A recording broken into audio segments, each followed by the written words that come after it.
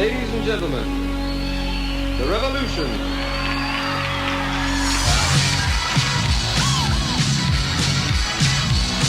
Prince wanted a story based on his career. We said go. It was about creating a reality that an audience would respond to. Purple Rain is the pinnacle of the whole Prince and the Revolution experience. Nobody gave us two shots in hell to pull this off. Some people thought it was just a glorified music video. They were wrong.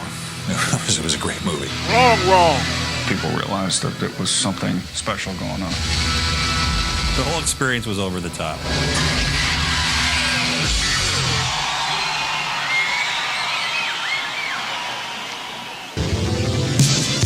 Prince had worked so hard on 1999, double record set, toured endlessly. And so he was at a point where he wasn't yet a superstar, but he was right at that point of doing it. So everybody was waiting, what's your next move going to be? Prince had been writing a movie for a few years. He was always walking around with his notebook and on the plane and thinking of things. And he's a really creative person. You know, so it was just brewing. It was ready to happen. There really was a Purple Notebook, and by early 1983, the word had spread in the camp that this writing was largely his ideas for what turned out to be the script for Purple Rain. I remember Prince sitting me down, and he said, "What would you think if we did a movie?" And I said, "A movie?" I go, "Really? That sounds exciting. Okay, let's do it." That was about it. I'm so sorry. I'm trying to pay attention to what they say. Well, it's hard when they jam it in the back. Okay, so yeah, I didn't know that he wrote. Okay, I'm gonna lie to you. I don't know a lot about the behind the scenes at all about Purple Rain, so I didn't know that he. So did he write the script? So okay, let me shut up and let them talk. My bad. That's all. And by early 1983, the word had spread in the camp that this writing was largely his ideas for what turned out to be the script for Purple Rain. I remember Prince sitting me down, and he said, "What would you think if we did a movie?" And I said, "A movie?" I go, "Really? That sounds exciting. Okay, let's do it." That was about it. I said, "Great, let's go." First, after I got over the initial shock of it, I thought his name is Dr. Fink. All right. Really cool, but I just didn't know going in, being a kid from the streets and stuff, from the ghetto. Jelly Bean Johnson. We Yo, knew it these was going to names be about killing us, and we knew there was going to be music in it, and you wanted to do a good job. It was your chance to shine, and you wanted to do it. So I finally spoke to Prince. I said, "What exactly are you after?" He said, "Well, I'm being very specific. I want to star in a movie. I want my name above the title, and I want it to be at a major studio." And so began the saga. We were going to shoot this movie in Minneapolis. If we waited too long, winter would set in. So we decided to go ahead, and we began hiring and setting up the film without a deal. Bob Cavallo was now looking for someone to helm Prince's first feature. We were first-time producers, first-time actors, shooting in the fall and perhaps winter in Minneapolis. I went to every director in town, and they all, of course, passed. And eventually I heard about a director named Jamie Foley. I went to screen his film. And they offered Jamie the opportunity to make the movie. He subsequently passed on the script and told the producer that he should talk to me about directing it, since I had done a film at USC about jazz musicians, and music was kind of the thing that I was into. So we just said, "Okay, Albert, you're it." And I was shocked to learn that he had passed. Why don't nobody want to do this damn film? Well, Prince wasn't Prince then. So maybe they just didn't think he was. Well, he's a first-time actor.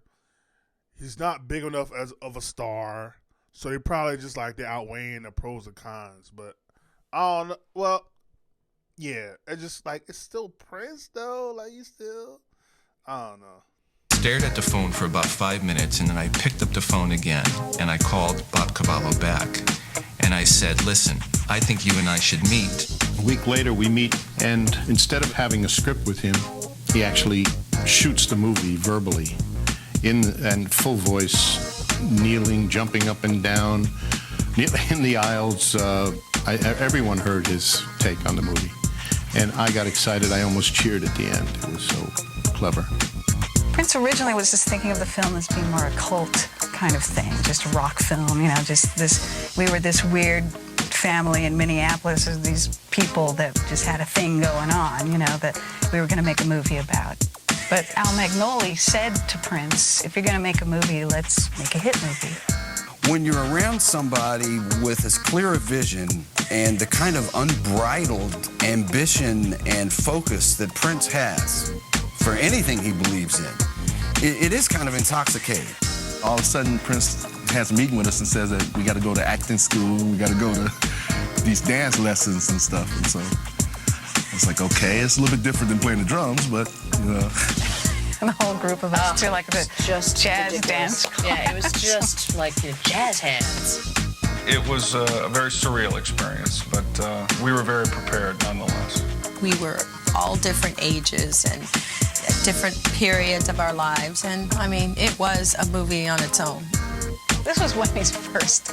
I was right out of project high with the school. band, you know, it's like, okay, here, Purple Rain. I heard through the grapevine that you had a new tune written by a couple great girls. Did you hear it? The people in the film from our camp were literally playing themselves. So here's an opportunity for guys like Jesse Johnson and Jerome Benton and Morris Day and Wendy and Lisa and Bobby Z to kind of play out their personas. And Prince encouraged that. We wanted it to be sort of That is crazy to think about, that all of them were non-actors. You're doing a whole movie production of non-actors. I just not thought of that. That is kind of wild. Wow. Okay. They did a great job, though. Like, Morris Day was hilarious. Like, hilarious, dog. I never thought of that. That's crazy. Well, I didn't know that, but yeah, that's... I heard through the grapevine that you had a new tune written by a couple great girls. Did you hear it? The people in the film from our camp were literally playing themselves. So here's an opportunity for guys like Jesse Johnson and Jerome Benton and Morris Day and Wendy and Lisa and Bobby Z to kind of play out their personas. And Prince encouraged that. We wanted it to be sort of the Prince story without it being the Prince story, which was exciting for us. Al Magnoli was calling everybody in and saying, here's where Prince is going with these ideas, and let's come up with some scenarios that would make sense to you and your relationship to him. You should know by now that we wouldn't put a dark cloud over your head. So the conflicts that are shown in the movie that Wendy and Lisa have with Prince and the rest of the bandmates was real. So that became a core element to the aspect of the movie and the genesis of their relationship.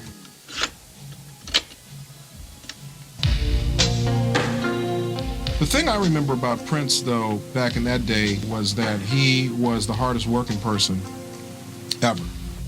Prince was at his peak. The music was unlike anything else, and it just lifted the movie up.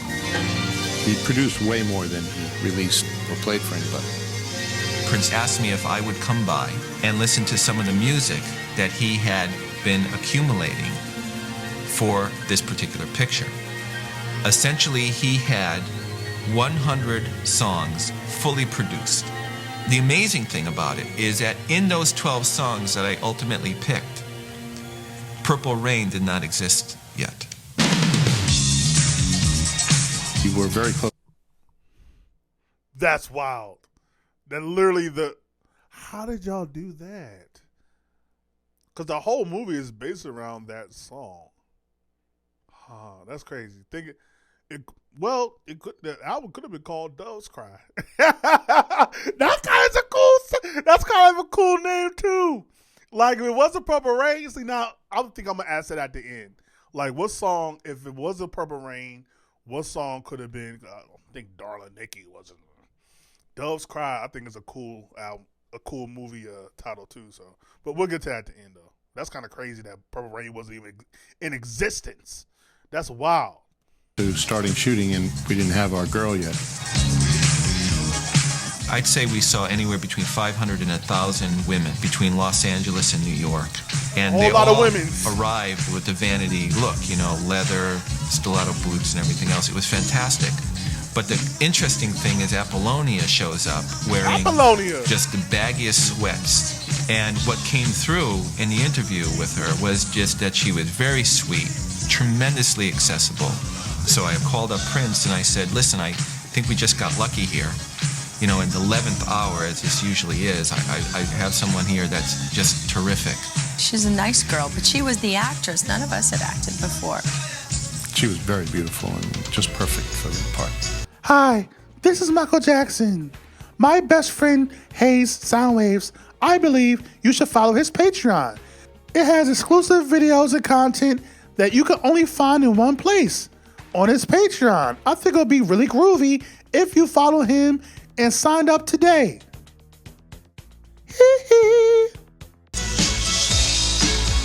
What? We were set to start shooting November 1st. The crews were all into Minneapolis. We were ready to go. And the producers very wisely said, is there anything you can shoot in these next couple of days, you know? And I said, well, I don't want to shoot any dialogue, but if you get me a helicopter, we can shoot all of the motorcycle shots. The music, Take Me With You, was written specifically with that in mind. That wasn't part of the 100 songs that he had given me originally.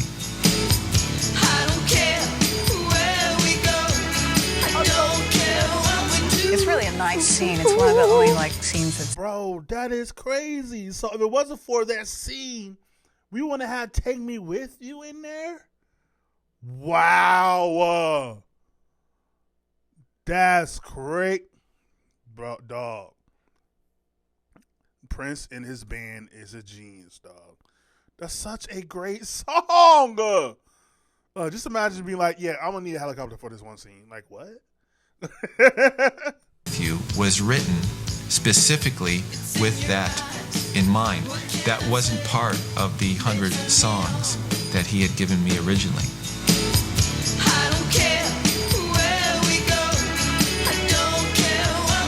It's really a nice scene. It's one of the only scenes that's outdoors and you get that feeling of release. Yeah, just a breakaway.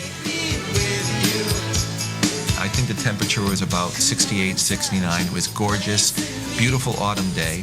After those 2 days, the temperature plummeted to about 20 degrees. And we then started our production with Apollonia having to jump into the lake. And I went up to her and I said, you know, you're jumping into the water, it's 20 below zero. She goes, okay. We had skim divers under the water just to make sure she did not come up. She could have had hypothermia. It was seriously cold during that time.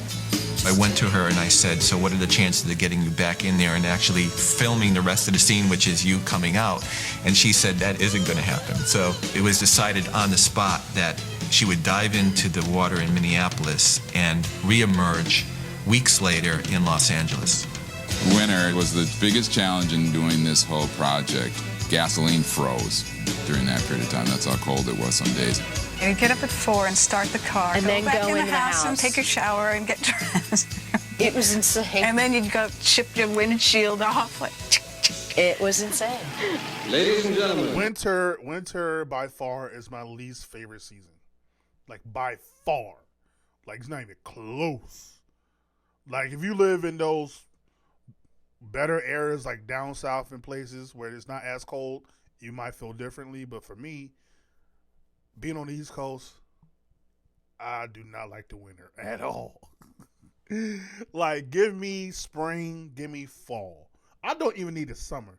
Give me spring, give me fall. That is perfect weather to me. Welcome, The Revolution.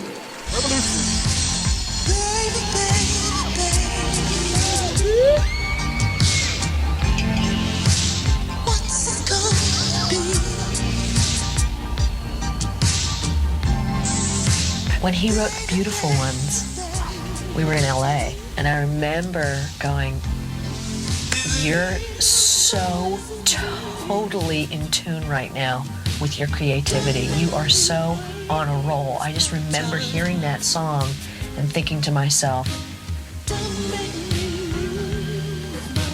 God, you're so good. You are so good at this. Every song he writes, he's dealing from an emotional core. His professionalism is unwavering. His love of his music is unwavering. To watch a human being be that creative and that visionary was a true true gift to get to see that. So I feel very fortunate. Prince wrote all this incredible music, and I was determined to see that it was going to be used in the context of a pretty good story. You're to sleep in this house. You're always sneaking around. You're a goddamn sinner. Shut up. Clarence Williams especially, the minute he came onto the set, created a kind of professionalism that the non-actors, the musicians, hadn't seen before. You're crazy. Shut up, Dad. Immediately, you can see how people just were on the set to watch Clarence work. He's detail-oriented, so it's about the clothing, it's about his hair, it's about the gun in his hand, it's about everything has to add up for him.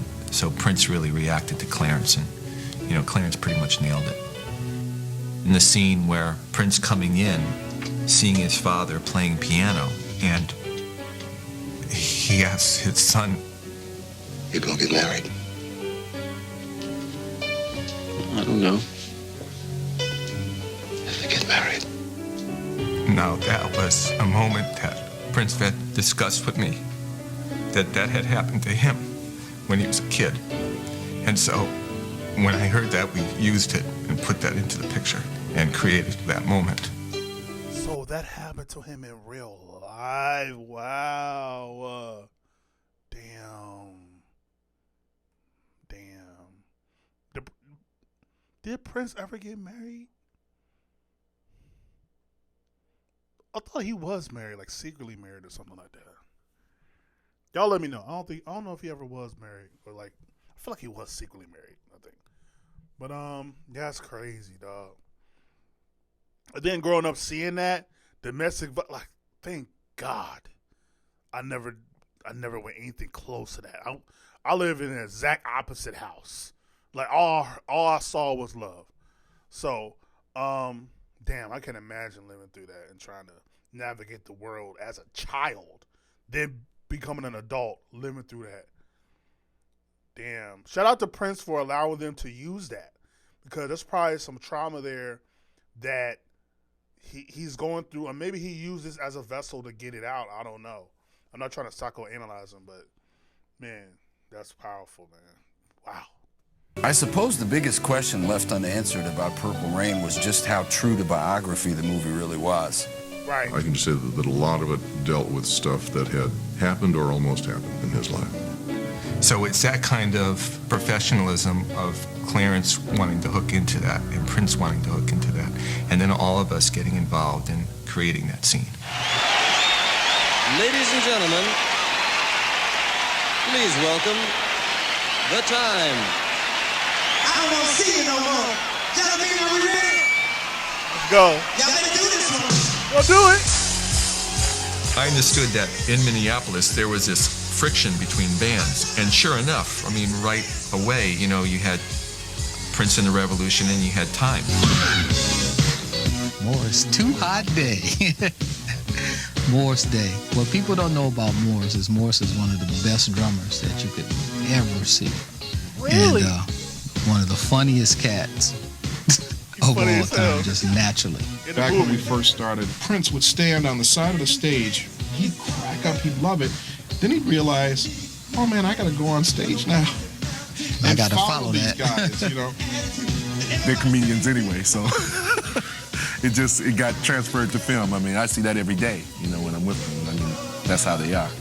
You can tell with certain actors how much they can telegraph without saying a word, and I think Jerome had the most talent for that. Even though he didn't have as many lines, but he could telegraph volumes. JB. Well, JB happens to be my brother. Another funny guy, just naturally. When you put him and Morris Day on the same stage, it's fire. It's hot. It's hot. The most interesting thing about Purple Rain to me was that the timeliness of it. It actually captured a music revolution as it was happening. Basically, we were doing Prince as things really were. The Time were really part of his life, and the Revolution were his band. The whole idea of, here's the club, we got 3 slots and 4 bands. Somebody ain't making, That is very true. There was a little bit of a rivalry there in real life. That whole Minneapolis struggle of who's the funkiest, who's the baddest. We would all battle one another for the same work. So, you go out one week and you get your butt tore up, and then you have to go rehearse and come back the next week and try to make amends.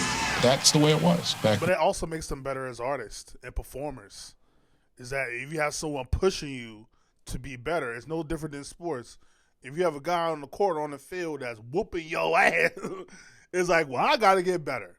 So then next week or next game, I'm going to whoop your ass. Like, you need that. You need that. I like that. That's dope. Now, hopefully it didn't get too contentious in there, So. Minneapolis, very competitive. I got 3 acts. I don't need 4. I do not like this. That means one of y'all have got to go. What would you do in my position? The character. I don't like the character. He played it to perfection. He really did a good job. I did not like him in the movie. I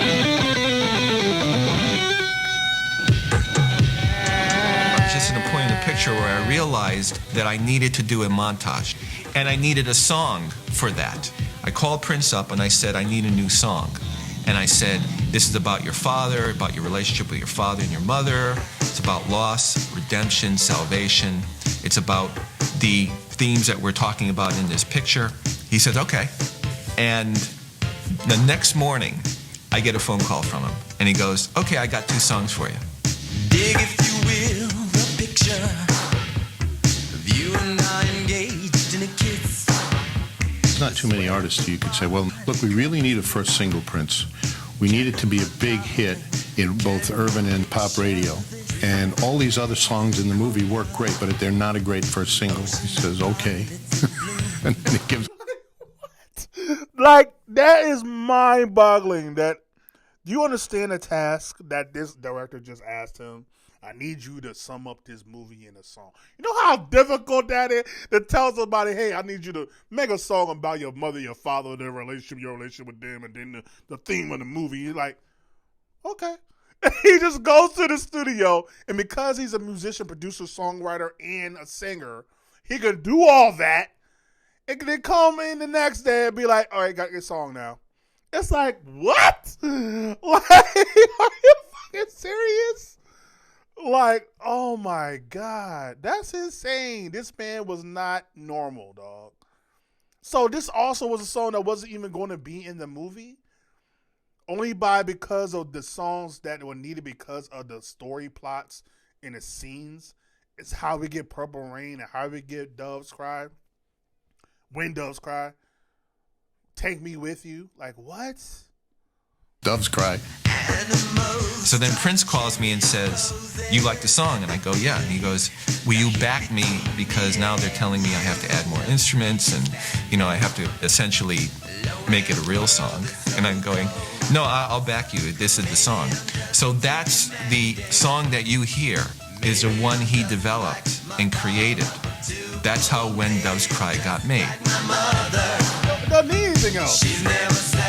Doves Cry turned out to be #1 in every chart. We had it out 10 weeks before the movie, so we had this #1 record for a long time before the film came out. When Doves Cry, the sadness of it, I think it's a testament to his writing for a particular scene in advance and visualizing the whole concept.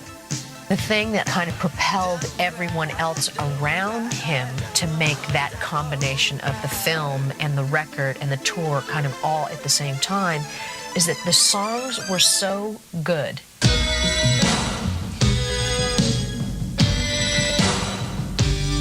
Well, for me personally, I really like Darling Nikki, I think, out of all the performance numbers. Prince is he's all over the board on that one, dancing around, and it's a great performance. I knew a girl named Nikki, I guess you could say she was a sex fiend. I met her in a hotel lobby, masturbating with a magazine. It's supposed to make Apollonia upset and cry. And I said, is it okay that it's a Darling Nikki? He says, what do you want to be, Darling Apollonia? Sometimes when he's alone, especially, he can just reach these No. Like, listen, respect to y'all respectfully. Just hear that pitch again. I just hear that run real quick. Like, I just want you to hear that real quick. Hold on. It's supposed to make Apollonia upset and cry. And I said, is it okay that it's a darling Nikki? He says, what, do you want to be darling Apollonia?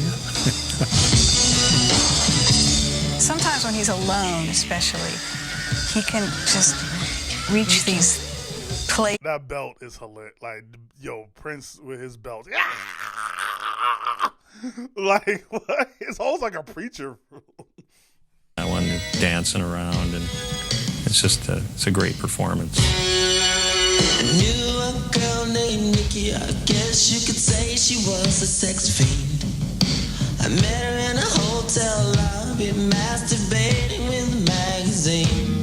It's supposed to make Apollonia upset and cry. And I said, is it okay that it's a darling Nikki? He says, what, do you want to be darling Apollonia? Sometimes when he's alone, especially, he can just reach these places that are just unbelievable with his screaming. He's really an impressive screamer. There's only a few people that can scream like that.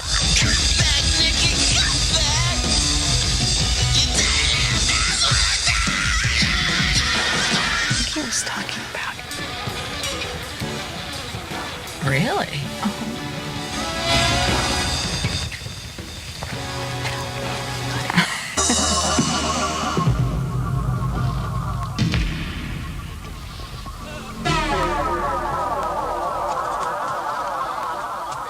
The interesting thing about meeting Prince was I recognized in him a tremendous vulnerability.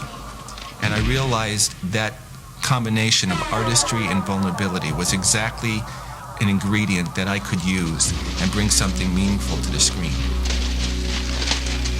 The scene where he's in the basement and he's going through... He finds his father's music. And the look on his face. I've only seen that look on his face a couple times, and it's a powerful moment when you see a tear well up in his eyes. It was very important to him to get whatever he wanted to tell of that story across to people and to connect all those parts into him to show, you know, and I think he did a good job. It did show. Yeah, he did. There's an audience out there that wants truth, and they don't want something that is manufactured by the Hollywood elite. So when you say, how does this stuff happen? Neither one of us know. It's just part of understanding the nature of the material and then doing the work necessary to bring that to the screen. Ladies and gentlemen, the revolution. Prince came to us with just the essence of Purple Rain, the chord changes, and then he had us just work our own parts around the changes. It all so happened all at the same time, and I remember that day. It was on Highway 7. Highway 7, that's right. I started playing this chord, with this being the root note, so I had this on the top, and then we tried to change the chord, so I was like... And Prince's chords at the time were much more simpler then. I don't think it had that root at the time. All the suspended notes. Kept all those suspended chords in there. And then put the ninth in there. This is the ninth. And then... Let me tell you something right now. Respect to everything that just happened before this, that's the most important part to me. Like, just seeing how they came up with this song, that makes the nerd in me go crazy. Like, just, oh, we didn't have this chord, we had to get on top, and then it's like, what? Like, what? Like, I'm like a child in a candy store right now. Like, hold on, like, replay. Our own parts around the changes. It all so happened all at the same time, and I remember that day. It was on Highway 7. Highway 7, that's right. I started playing this chord, with this being the root note, so I had this on the top, and then we tried to change the chord, so I was like... And Prince's chords at the time were much more simpler then. I don't think it had that root at the time. All the suspended notes. Kept all those suspended chords in there.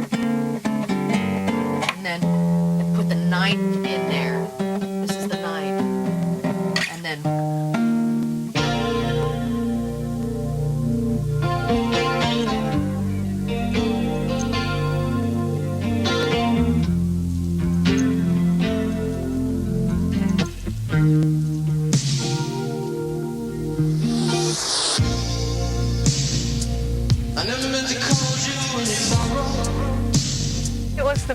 song for that band. It just kind of called everybody into almost like their perfect role.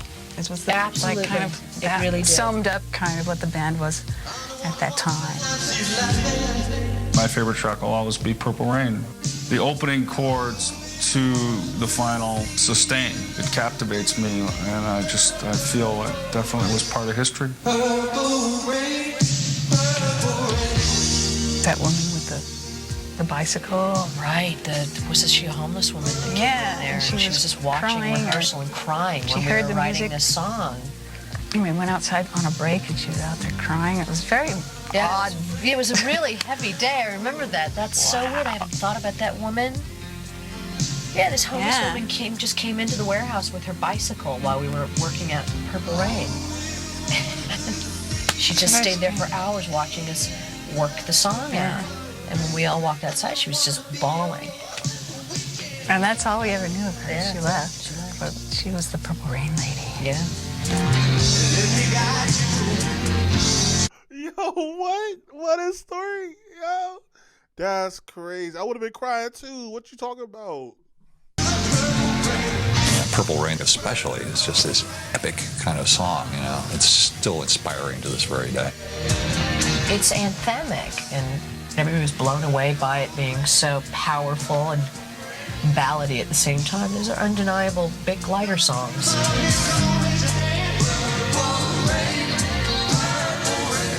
So, I mean, in answer to everybody's question in the world, did Wendy and Lisa write Purple Rain? No. But did we help? Yeah. Yes, we did. Yes, we did.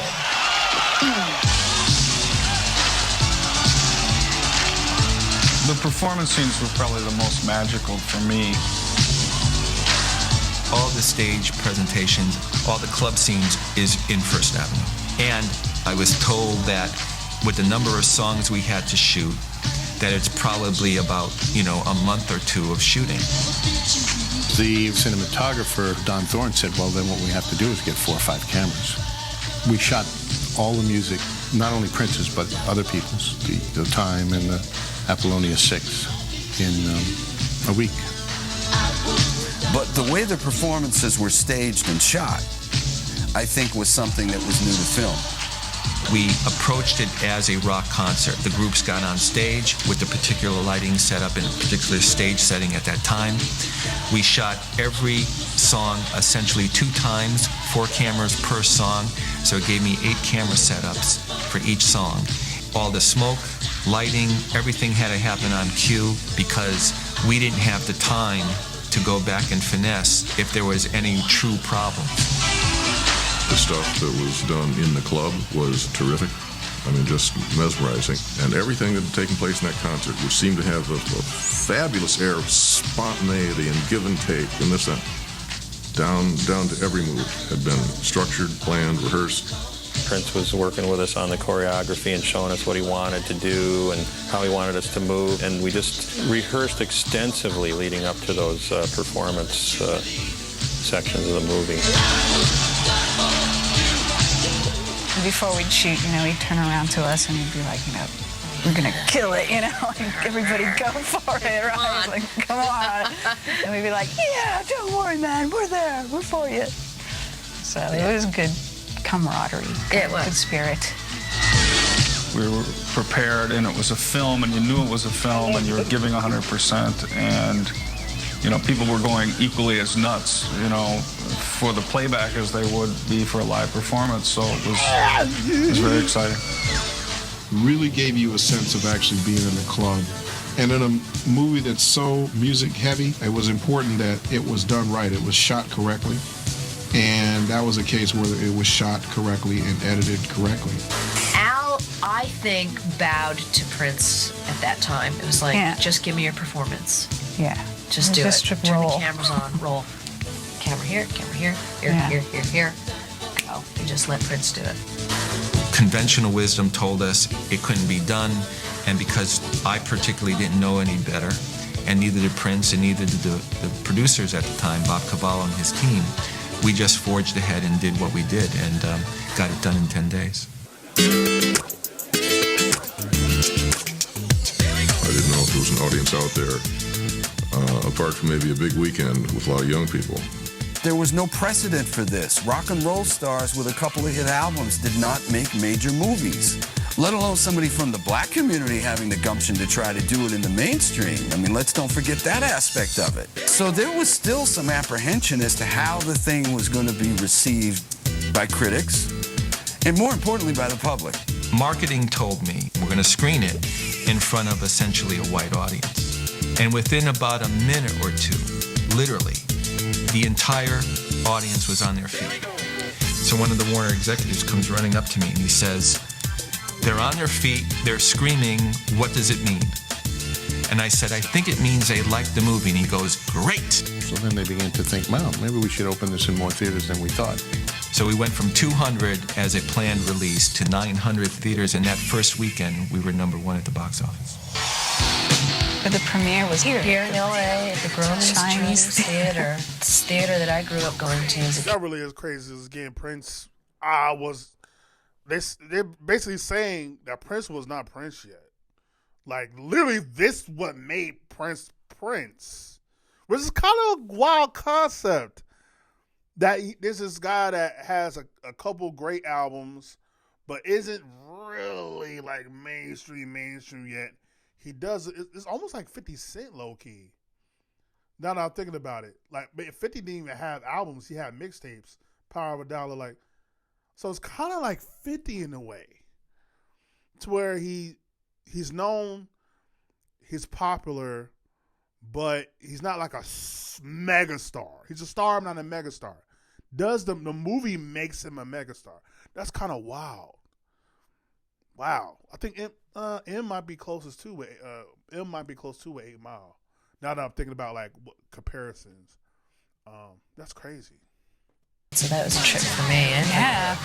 It was exciting because fans were in the audience as well. It wasn't just a closed screening. In that way, it was kind of overwhelming because of the audience response. Everyone was sitting there and people kept looking at us and looking at the screen. Very surreal. I just remember that's the most stars I've ever seen in my life. Once the movie hit and we saw the response, then it really was the overnight success that everybody thinks things are. It was also the kind of movie that people went back and saw it again and again and again, started quoting lines from the movie. It was interesting because Purple Rain kind of documented his rise to the next level at a timely part where it was still developing, it was still happening, where people were, he had, 1 million fans, 2 million fans. He went from 2 million fans to 10 million fans. On top of which, he won Academy Award for song score, which he richly deserved. We had already had a taste of some of that star treatment and fame previous to Purple Rain, but nothing like what greeted us after the movie came out and the album. We got to spend the next handful of years being in a great funk rock band and being together and doing this whole thing. It was great for us. It was great. One thing that was fantastic about this entire experience, it was always about making a decision based on making the movie as best it could be. It's a good picture. It demonstrated that rock and roll can support a serious motion picture. He was not only in sync with what was going on, but could actually define it and propel it into the next thing. And that's Prince. And it was. That's Prince. Yeah. I think Purple Rain set a benchmark for pop movies. I think we're still waiting to see it matched. In terms of the core relationship and artistry and understanding of one another, it was effortless. And it made the journey terrific. It was one of the greatest experiences of my life. Even though it was hard work and we were there for long hours, I found it to be overall just a lot of fun. It was so much fun for everybody but me. Because I was worried about were we going to finish on time. We had a lot to do, and we did it. That is so insane. Just learning that all those, like a lot of those songs were made on the spot and that he wrote them. Like, again, it's very difficult to make a hit record. And the fact that Prince was doing this like within a day and by himself with his band, just like, hey, I need a hit record. Okay, click. Like, what? And it fits the scene in the movie. Like, where they do that at? And again, I never thought of the aspect of them all not being trained professional actors. And they felt authentic. They felt real. And again, the story, I know it's loosely, a lot of people think, oh, this is a biography. No, it's loosely based. Bits and pieces of Prince's life. But we use the bits and pieces to make the movie, but then the music is also based around the movie. In my mind, I'm like, oh, I thought the music made the movie. No, the movie actually made the music.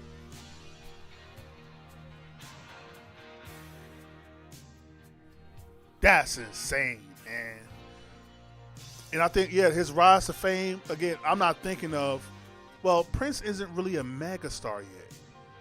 This is what makes him a megastar.